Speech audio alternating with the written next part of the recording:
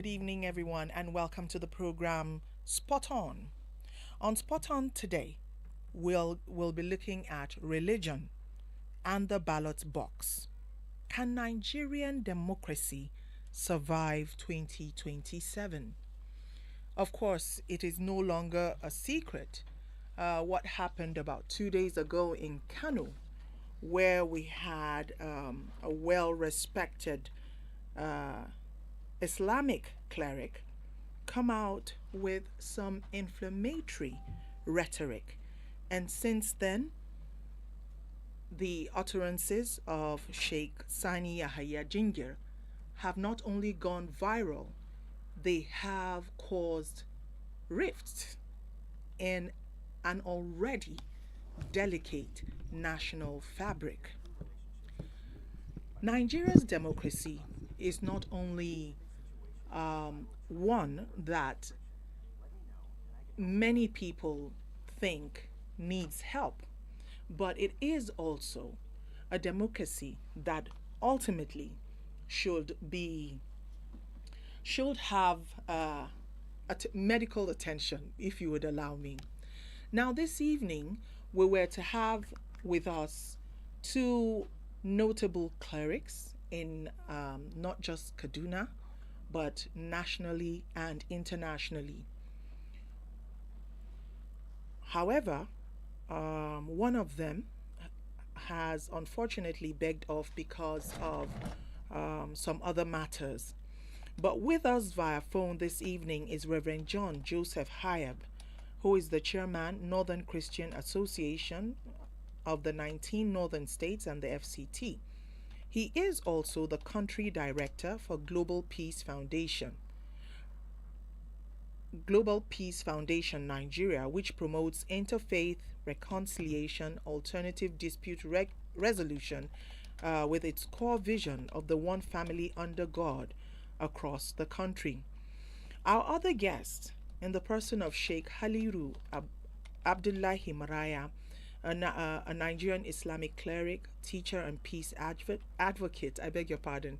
He is the Northern Coordinator for the Global Peace Foundation Nigeria and two-time former Special Advisor on Islamic Matters to the former Governor of Kaduna State. Before we quickly jump into what we have to talk about today, which personally I consider quite alarming, and as we enter into discussions, I guess my reasons for thinking about it like in that light will come to bear.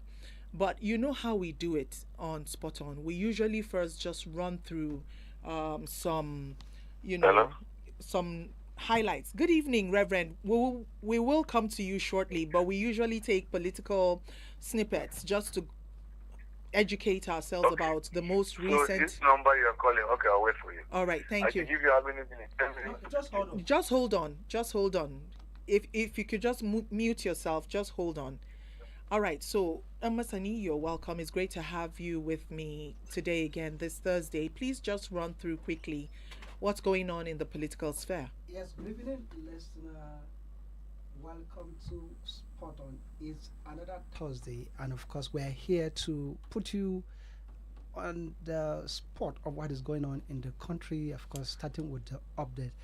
Uh, it's is it 2 days? Yes, today is Thursday. Tomorrow being Friday, and then Saturday. It's 2 days to the Osun State governorship election, which is taking place on 15, and of course tomorrow the governor of Osun State, Senator Ademola Adeleke, has declared tomorrow as work-free day.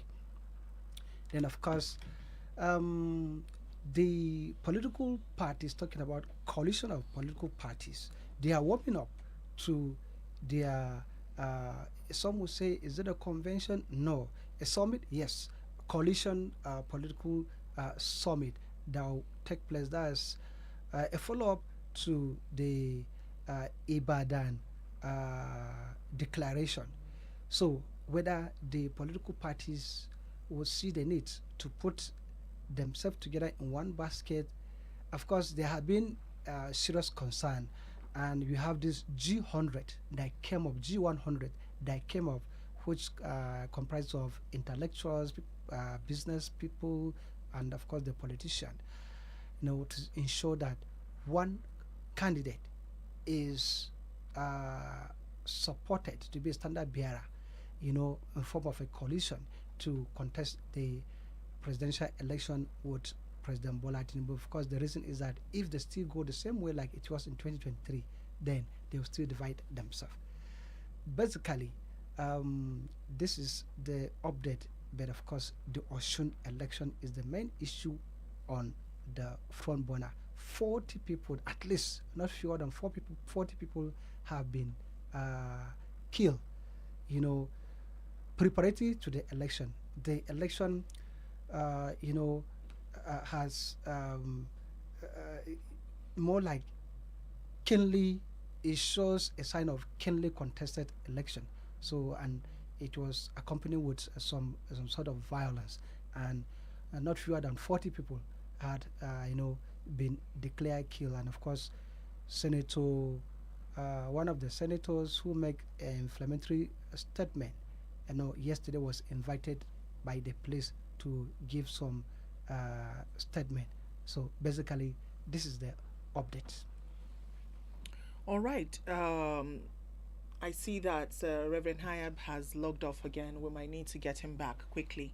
We'll be right back. Just give us a few moments. Thank you.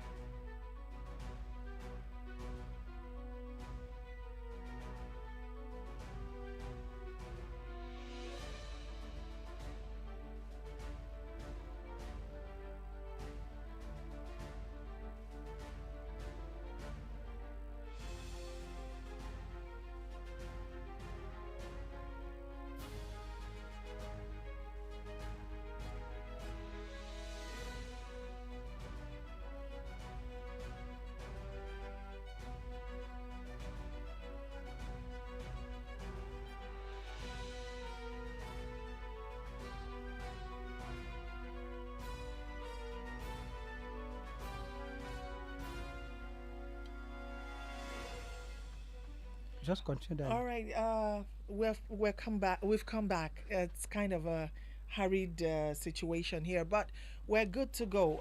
We'll keep trying the Reverend, and if we're able to get back to him, we will continue with him. If not, let's go right ahead and talk about the situation. So, Ango, Yes.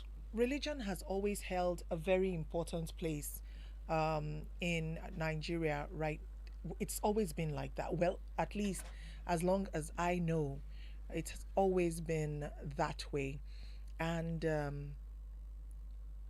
it is no surprise that our religious clerics hold great influence um, on the different adherents of those different faiths, whether we're talking about Christians or Muslims or even our traditional worshippers. Because somewhere in the midst of it all, we seem to forget that Nigeria does not only belong to uh, those who adhere to the Christian or Muslim faith, but also there are people who are actually traditional worshippers, and there are those who are complete atheists.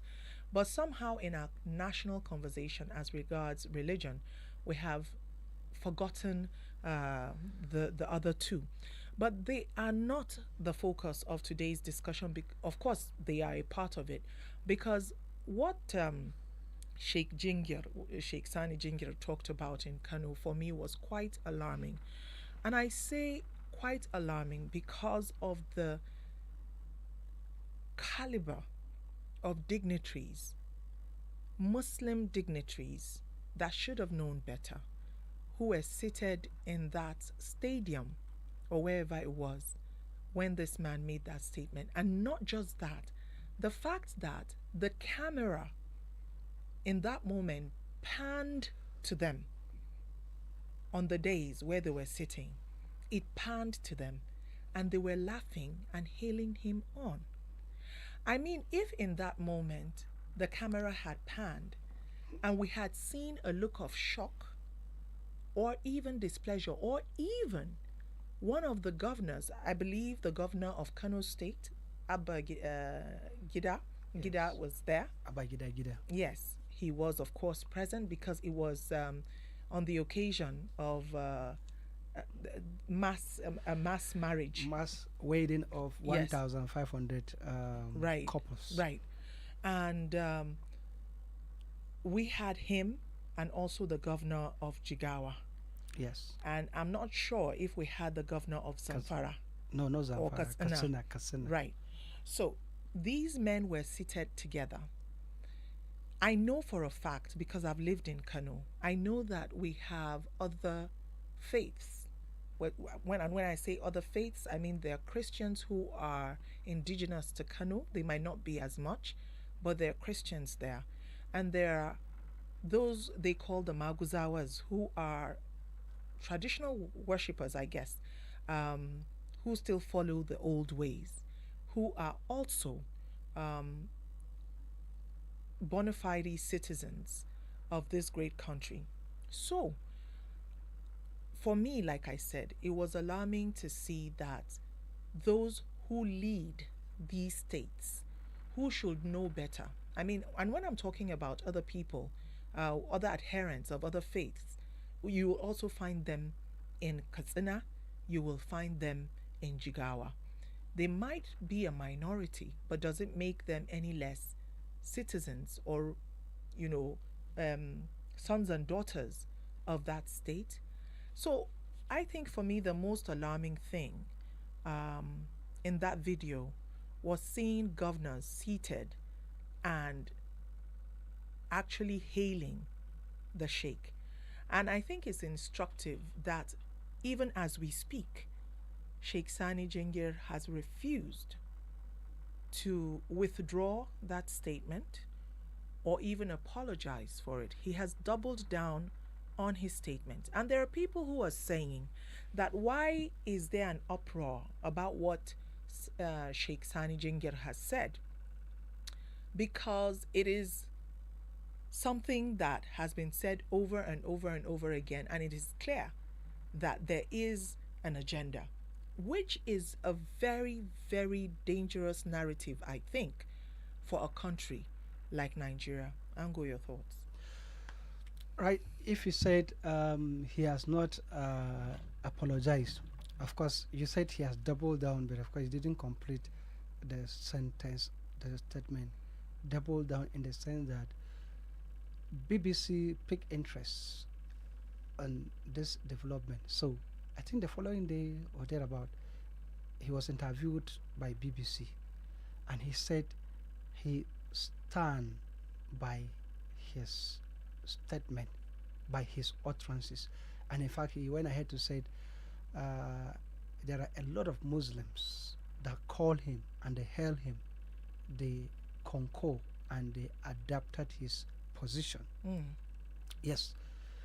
However, 2 days after or the following day, despite the fact that the government of Kano State did not say anything even up to now, however, the former governor of Kano State and the current vice presidential candidate of the NDC, talking about Dr. Rabiu Musa Konko, so he issued out a statement on his social media platform, on his Twitter, and now X, explaining categorically that that is not the position of the people of Kano and the Muslims in Kano, that they believe in the sense of fairness, and of course that there are a lot of Christians and other worshippers living in Kano.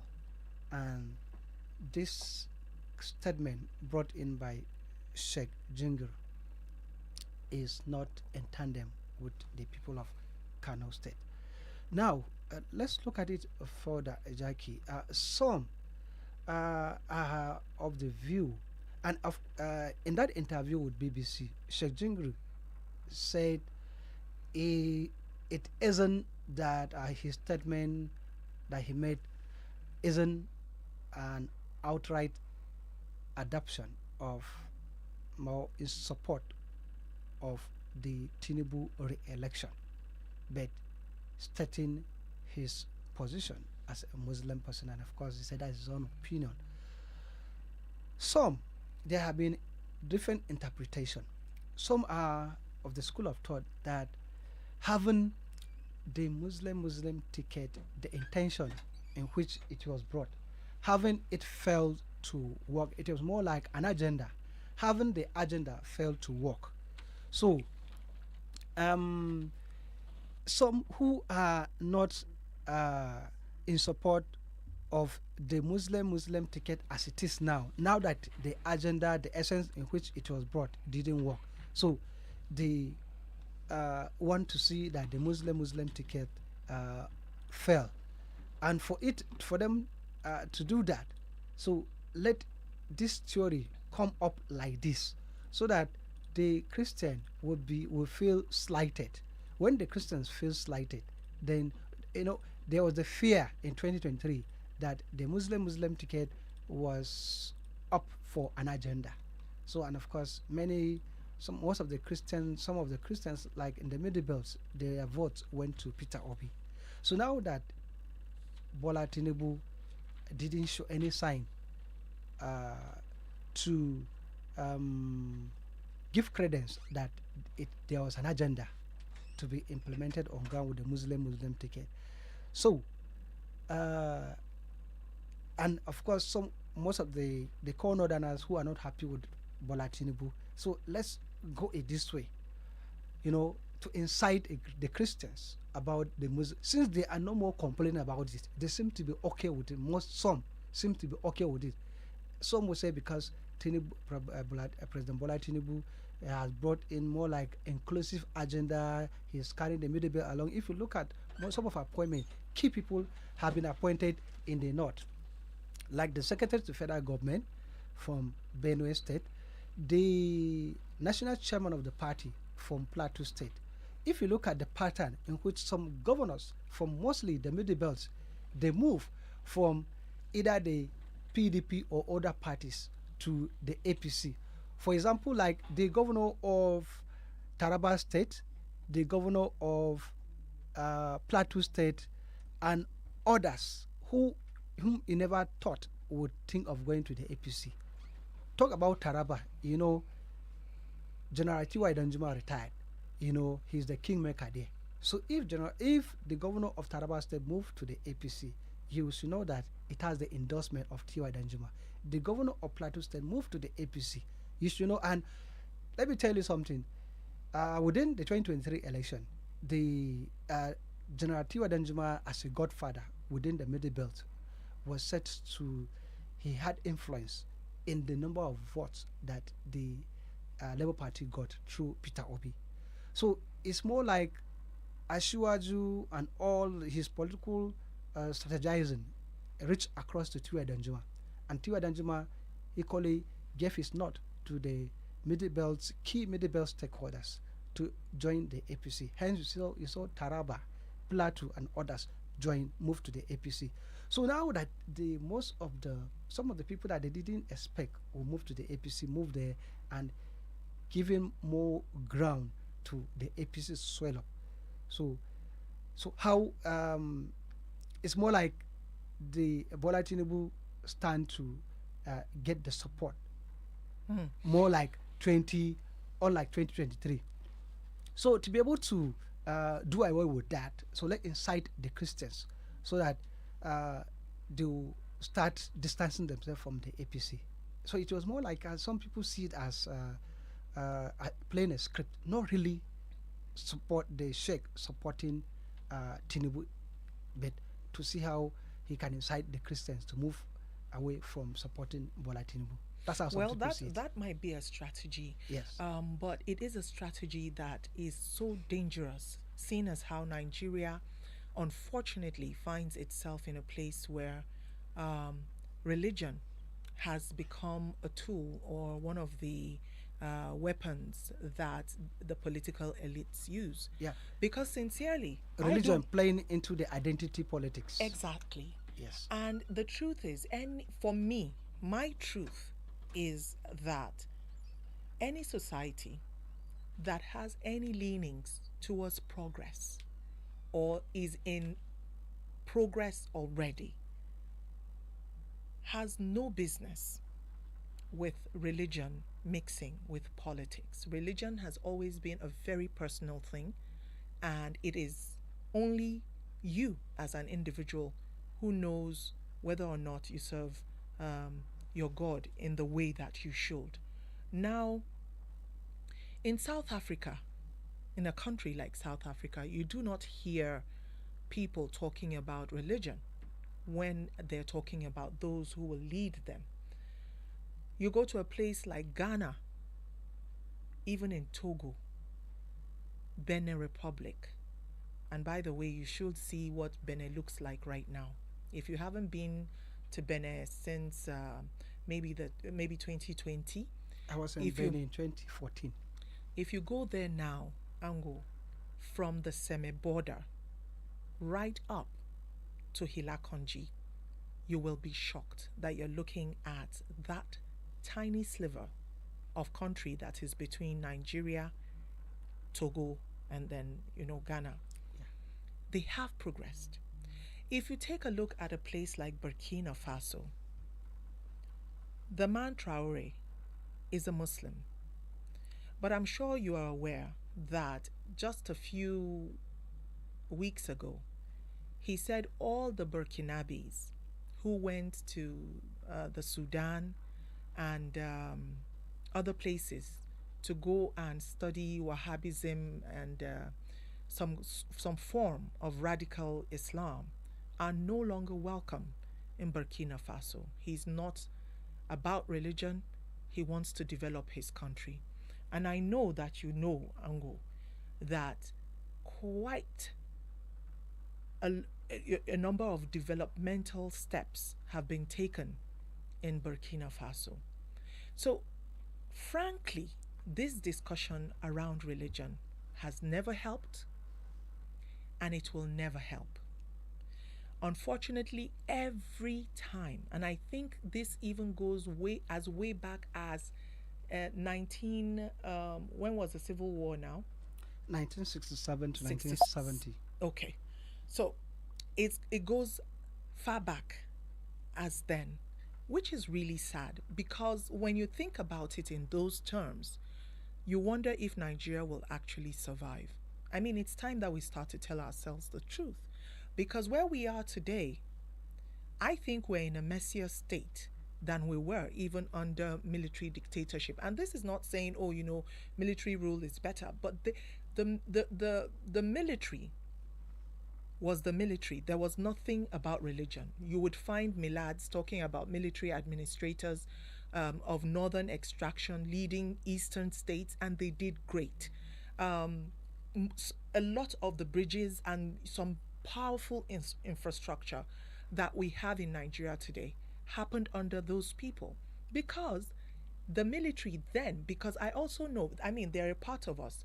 So it's possible that all of this mess has crept into the military too. I cannot speak on it. But I do know that the military we used to have, it was very difficult to differentiate between brothers of the same company or the same what do they call those their things now, their formations. Some of them go to the int service, some of them go to infantry, some of them right. So once they are of the same course, they finish from NMS together and then maybe they go on to NDA.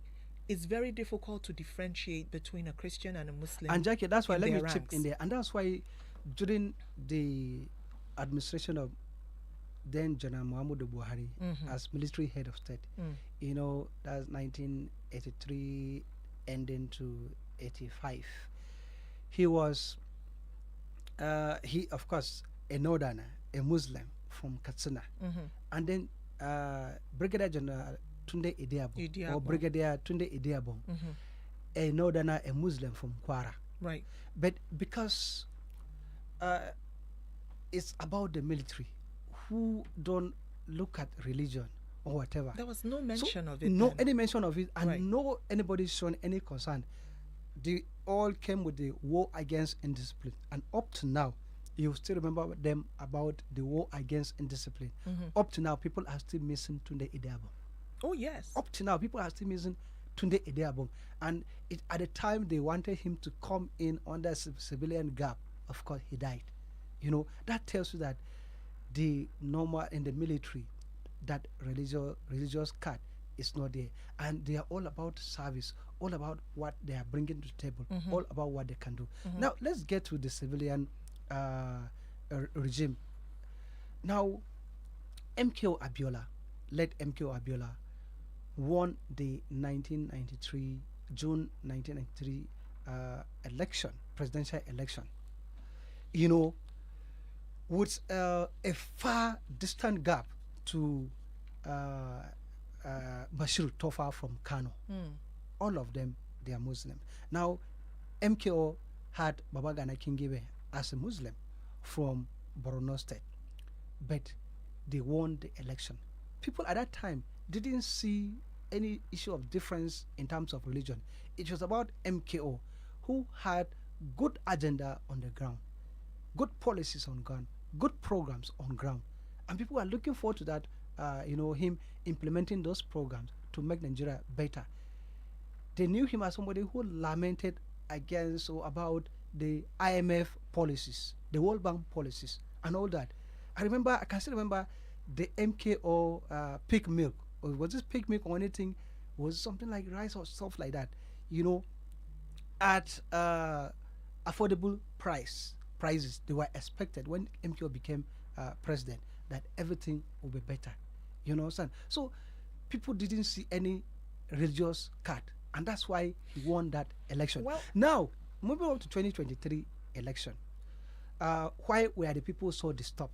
Because those who brought the agenda of the Muslim ticket, talking about starting from Kaduna, Nasir Ahmed Erif, who was the governor in 2019, he came in 2015, and he had good support from Southern Kanna.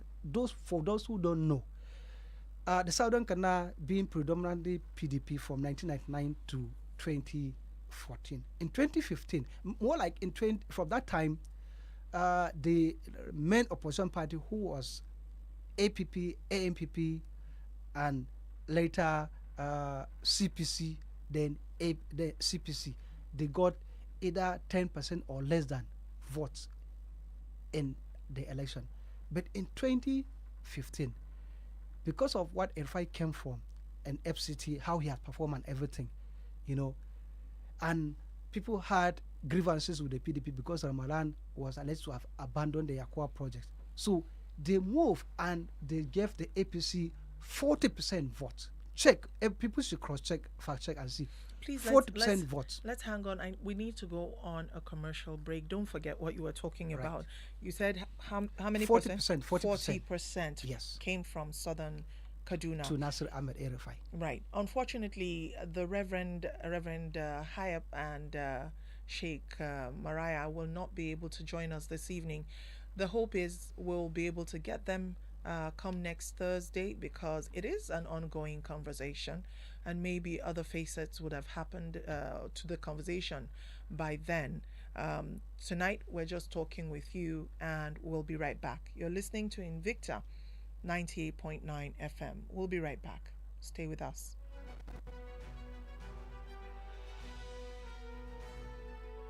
We'll be right back after this quick commercial break. Are you serious? For real, are you serious? Invicta FM. Top Wato a duk lokacin da muka haɗu a dandalin tattaunawar iyalinmu sai an samu matsala. Abun burgewa ma zan dafa wani abu da duk za su amincewa. Wato da fadukan shinkafa na musamman tare da magi. An sarrafa magista daga tataccen waken soya, albasa, kayan yajin armashi tare da kanamfari. Lokacin cin abinci a shiga cikin lallama ko samkar a shigo. Magista sanya duk abinci da lokacin su kasance na musamman da ba za a iya mantawa ba. What do we choose? Milk. What makes us strong? Milk. For school, for play, every day. Milk is the way. Choose milk. Choose milk. Choose milk. Healthy body starts with what we choose. Choose Milk, co-funded by the European Union and the Danish Dairy Board. Ki huta mama, yanzu na zan wanke maki fararen kayan nan naki. To, amma ba wanke su kawai zaki ba. Ki tabbatar kin yi amfani da haifo domin yana cire duk wani takaddarin tabo yana kuma sa fararen kayana su ƙara haske kalkal. Haka ne, kada ku amince da tabo, ku tabbatar farinku ya ƙara haske kalkal. Gida shi ne inda muke samun kwanciyar hankali da nuna wa juna ƙauna. Ƙauna irin wacce muke bawa onga. Shi yasa muka raba miyar kukarmu mai daɗin gaske da aka yi. Shi da sinadarin onga. Gida wuri ne da zuciya ke muradi, wanda ke ɗauke da miyar nama mai kamshi, miyar taushe da tuwon shinkafa, garau-garau, farfesu wanda aka yi su da sinadarin onga. Don haka muka ce, mu koma gida, abinci na can na jiran. A ci gaba da more gida tare da onga mai ɗanɗanon naman saniya. Ɗanɗanon gida. Every day, baby. This is the station playing today's best mix. Terrific. Invicta FM.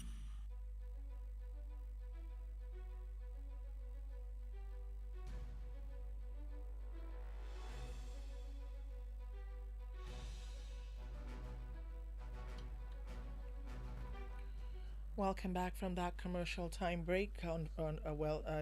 Ango had to step out briefly, and hopefully we'll be right back. However, the discussion must continue. Nigeria and identity politics is not a new concept, neither is it unique to Nigeria. The problem is the identities we choose to attach to politics in Nigeria. Therein lies the problem, because we talk about we talk about religion and ethnicity instead of identifying with other what's the word I'm looking for now, instead of identifying with other things that you have in common with others. Religion and ethnicity are not the only things. Our ideologies, how about that?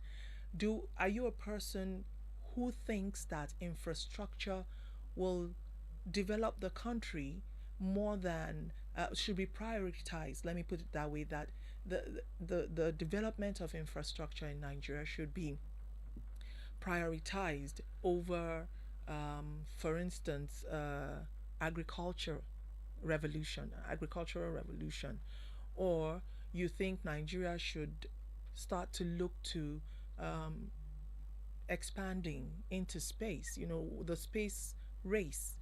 Where is Nigeria standing in that? Or are you someone who thinks, look, we need to invest in IT and AI, that is the way of the future? Those are the kinds of ideologies that should be forming groups in Nigeria, not the ones that we are attaching to right now. And the two most terrible and volatile of identities are the ones that we have chosen to allow politicians use against us. And look at where we are today. Look at where we were in 1960. Whether you're talking about now, there are videos that are replete on the internet, particularly on YouTube. Go and see how Nigerians were speaking in 1960, and I'm talking about ordinary Nigerians walking along the way that white reporters were interviewing. Go and see how the ordinary man walking on the street, how they were speaking. So clean. I mean, they looked clean, they were speaking clean, the education was free, people had money to spend, their lives were easier. Just go on the net and go and check out how Nigeria was faring in 1960, in 1965, before the war, and come back and look at Nigeria today. We are worse off. Do not allow anyone deceive you. We are worse off than where we were by any indicator you want to use. Well, except you want to start to take us towards health. And even that is debatable if we're looking at health indices in 1960 to now. But I can tell you that whether you're looking at education, infrastructure, even social cohesiveness, name it, we are worse off than we were in 1960 when we just freshly got our freedom from the colonialists. And I'm using this in parenthesis because if the colonialists, in all their bias and in all their unfriendliness and in all their superiority complex that they had over us, were able to provide not just jobs, they were able to leave in this country wealth, even after all that was taken, because they did take, but they were able to leave enough. They left, they educated the average Nigerian for free. Jobs were waiting for fresh graduates. Nigerians would go abroad to school and rush back to the country. That was how great this country was. And today, we have allowed wrong identities to cause chasms. Ango, you were saying that 40% of the votes came from southern Kaduna. Yes. And I was trying to give this background that people ordinarily would not matter about Muslim ticket. We shouldn't. It shouldn't be the discussion. Probably that's the truth. The idea behind it. Right. And Jackie, I gave the background of General Buhari and today Adebija as same fate. General Buhari, the head of state, and Brigadier Tunde Adebija as his second in command, same fate, Muslim and even not. Now, Jackie, let's start even from the beginning. 1966, General Agui Ironsi was the head of state, and you have Brigadier Babafemi Ogundipe, who was the second in command. Same fate, same south. And then General Gowon, who took over same year 1966 to 1975, was the commander in chief, and Vice Admiral Joseph Edet Akinwale was the second in command, still a Christian. And people don't have any problem. It was at that time that, of course, Nigeria, or Gowon said, if it is issue of money, Nigeria has money, but didn't even know what to use the money for, how to spend the money. Spending the money was the problem. People didn't see the issue of religious card or, same faith and all that.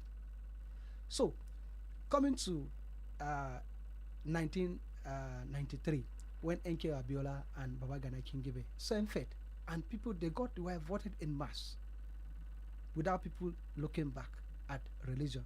But in 2023, what brought about the issue of concern, it started in 2019. The background, in 2015, the Southern Kaduna gave Nasser Ahmed Rufai 40% as against the usual 10% from 1999 to 2014.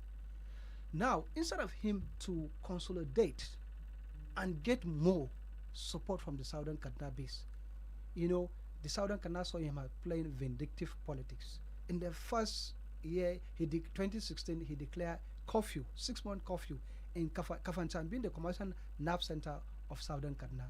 Schools, no schools, and no business, activities taking place and all that, because people protested because of the killings and all.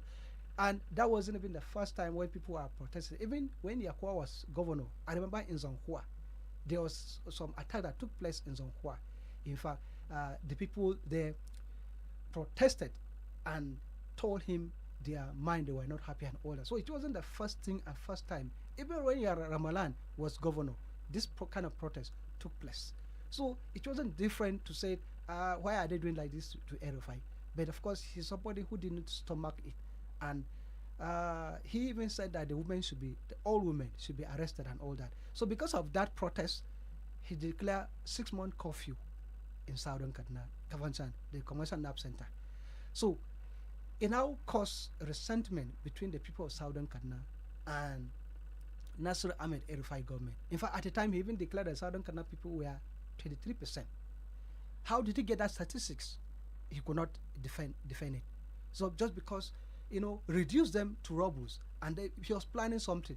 So by 2019, when Erufai started the implementation of the demolition and all that, which cut across the state, not only southern Kaduna, the sacking of teachers and all that, sacking of traditional rulers and all that.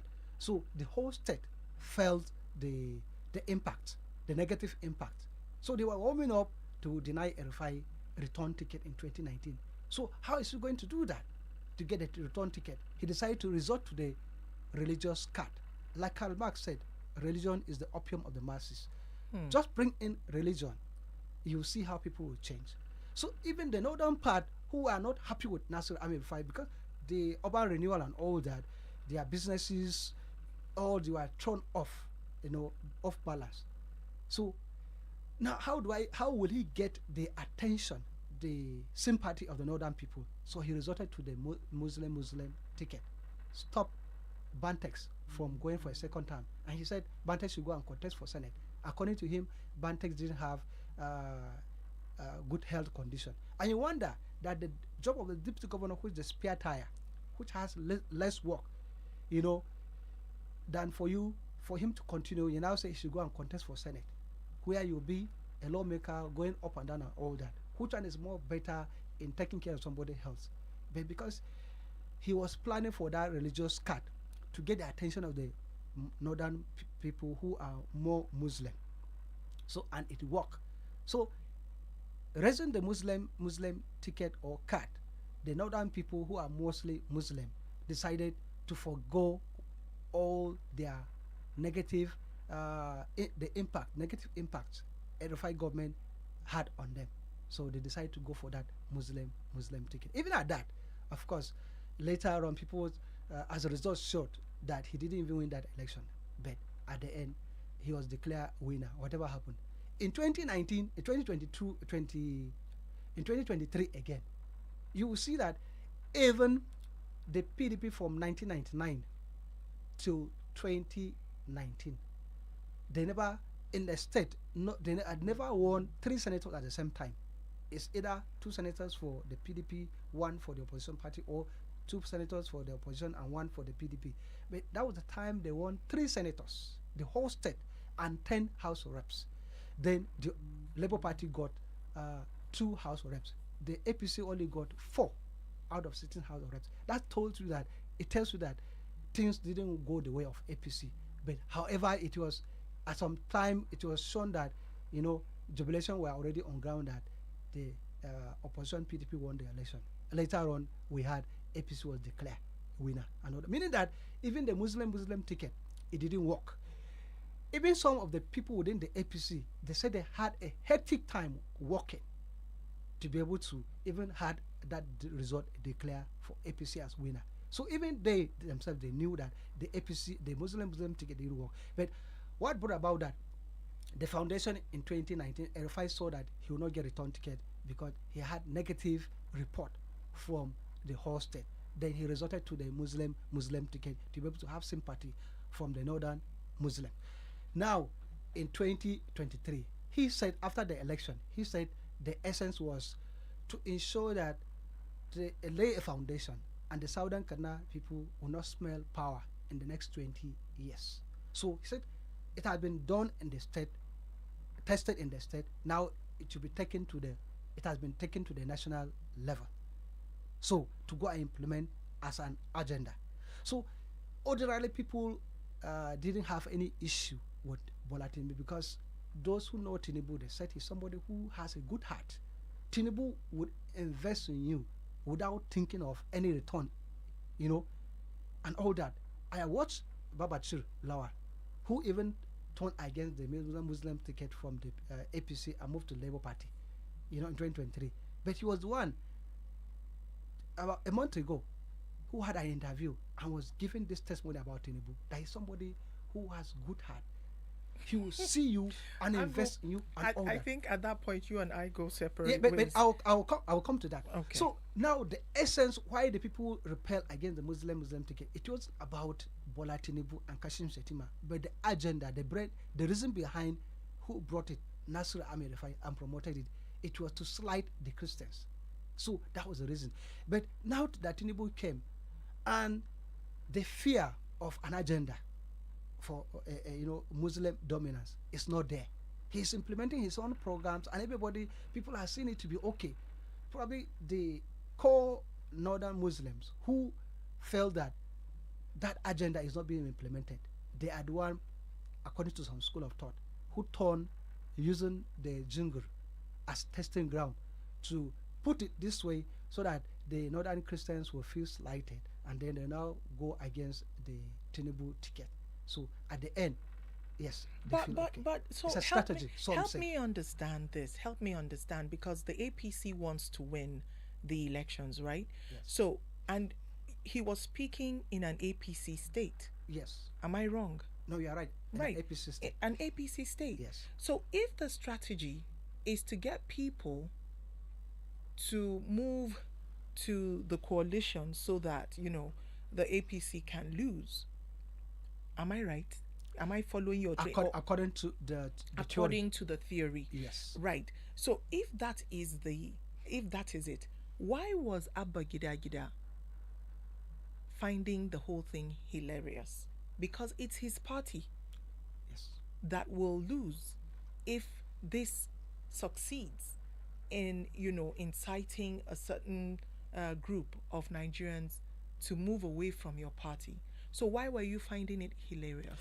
Jackie, let's look at politics. I studied political science. And he still hasn't given any statement. Jackie, I'm on a political scientist, and how politics work. Sometimes it's not all what you see people speak that they practicalize. For example, Ademola Adeleke, the dancing senator of Osun, you know, during an interview, he was talking about how some of the governors are hypocritical. That in the data, when they are, lashing at him during the campaign and all that, it's later in the evening, some will call me and said, "Don't mind, it's just politics," you know, don't mind, or it's just politics, you know. At the expense of the ordinary man. Yes. Now, and they converge together at the top in the night. You understand? Now, let's see. Ademola spoke this, or he said this. So now, let's look at the G5 of Wike and the current governor of Oyo State, the immediate past governor of Benue State. Talking about the immediate past governor of Benue State. Let me get his name. Now, they were together with Wike. And then you have the Bode George from Lagos, who is from current PDP Board of Trustees member, more like life member. They were all in one accord, supported Bola Tinubu. But among the 5 governors, Governor Samuel Otong of Benue, he supported Peter Obi. Yes, Jackie, go and check. He supported Peter Obi. Benue, Peter Obi got Benue. He supported Peter Obi, Samuel Otong. But they were the same they were in the same G5 that severed themselves from the PDP. So meaning that, yes, the fact that Governor Kabir Abba Gida Gida moved to the APC. Konkoso now in NDC. So doesn't mean that some other factors are not playing out on the ground. On the ground. Yes, they are playing. They could be playing on the ground. Just wait until when the election come closer, or when the votes are cast. That's when you know. In politics, it is when the votes are cast and the result counted. That's when you know. When people are saying, no, you can just go and sleep. Don't do anything. Everything is done. Like some slogans say, Tinubu, relax. Tinubu is working. They will say no. Even the APC, based on statistics, they have over 250,000 or 250 support groups. Is it 250 or more or 1,000 support groups on ground campaigning for the APC? So they will not take that because Tinubu is aware of that. Relax, Tinubu is working. He cannot relax. So here lies the problem. When the votes are cut and the result announced, you will now in those areas they say relax, don't do anything and you can go and sleep. By 11 o'clock, you will have been declared winner. That's when the result that they count at that time will show whether what they were telling you was true or they were just deceiving you. So Abba Gida yes could be an APC for whatever reason, or they could have strike a deal just like Autumn, who was in the G5. But he worked for Peter Obi and not the APC that the G5 work in support of. We need to go on another break. Chief Bode George, who worked together with the G5 and the governor of Oyo State, Makinde, are they still together now? No. Makinde has moved to APM.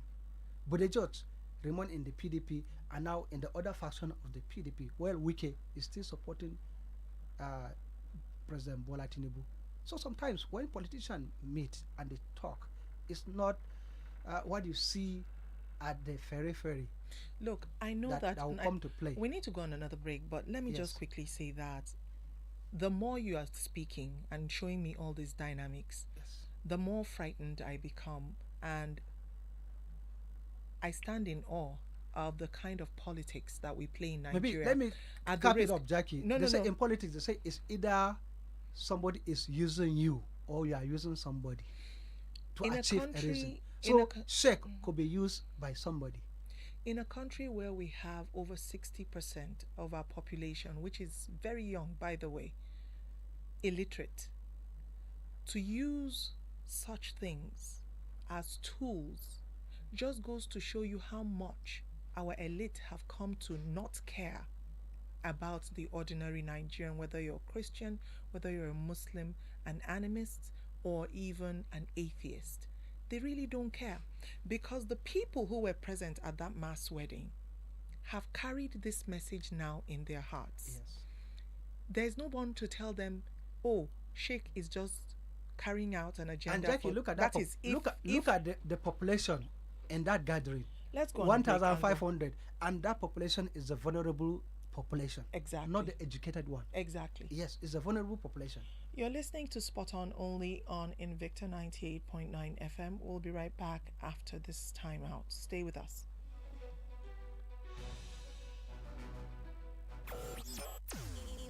Invicta FM. We'll be right back.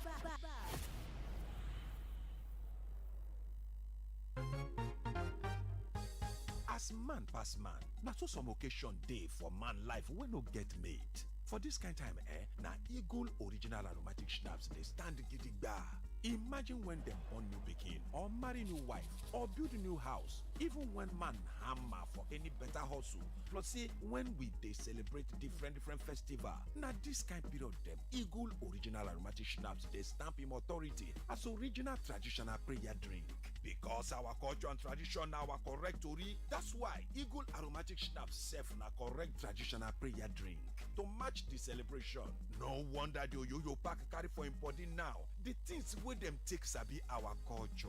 Celebrate and enjoy Eagle Original Aromatic Schnapps. Na Intercontinental Distillers Limited dem make am. No be for person wey never reach 18 years old. Drink with sense. Eagle Original Aromatic Schnapps, authentic traditional prayer drink.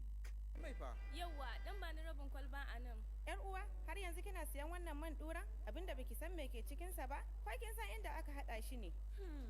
Ni dai man fa oil nake siya. A takaice sun yi wani sabon sacheti wanda ya kai ninki biyun wancan na baya. Kuma wannan sachetin naira 300 ne kacal a karamin farashi. Sabon sachetin Power Oil 90 ml.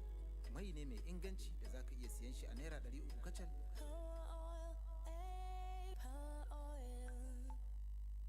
Mama, sai kin gan yadda na wanke ban ɗakin nan. Yawon ku sosai fa. Tabbas zai iya wankuwa sosai a ido, amma idan ba da hypo toilet cleaner kika yi amfani ba wajen kariya, to ban ɗaki cike yake da ƙwayoyin cuta baja-baja. Haka ne, kara ku yarje wa ƙwayoyin cuta, ku kare ban ɗakin ku kullum da hypo toilet cleaner.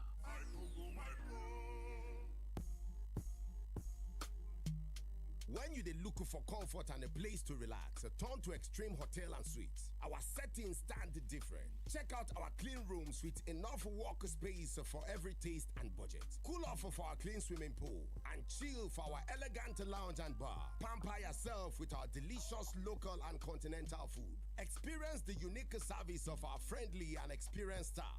Ready to serve you just the way you want them. We get to 24 hours electricity, solid security for your peace of mind. Visit Extreme Hotel and Suite today for plot 34470, Gwari Road by Navdak, Narai High Course, Sabon Tasha, Kaduna South. For reservations, you fit to call 0707-771-9185 or WhatsApp us on top 0906-652-2177. Extreme Hotel and Suites, the epitome of luxury living.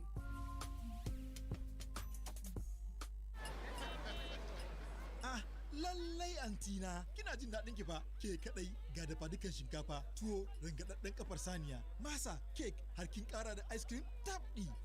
Ina da fatan kin tanadin Jacquelyne. Jacquelyne? Ai ba na barin gida ba tare da shi ba. Haka ne, Jacquelyne sabon garin kumfa na ainihi mai kawo sauƙin watsakarwa nan take daga suyar zuciya da kumburin ciki. Kawai zuba Jacquelyne a ruwa kofi a sha, shikenan ba matsala. Jacquelyne sauƙi a tafi. Jacquelyne daga masu yin Jested idan alamar ciwon ya ci gaba bayan kwanaki 3 a tuntuɓi likita. Rambaxi Nigerian Limited a yarin Sun Pharma Company suke sarrafawa da kuma kasuwancinsa.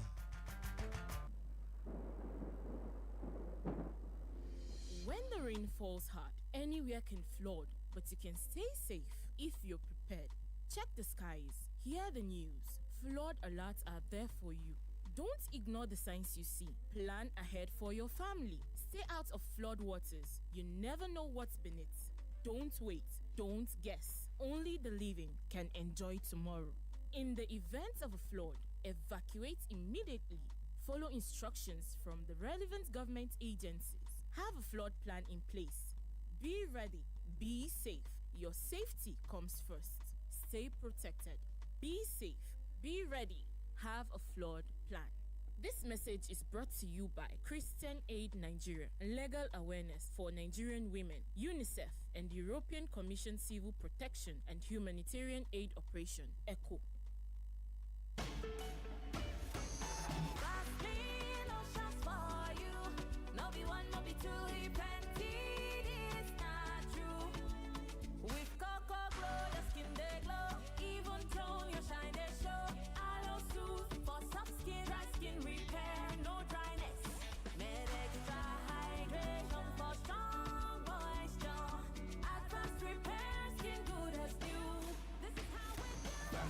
Lotions enriched with extracts, oils, and moisturizing glycerin. Choose the lotion that gets you. Oh, yeah, choose your own.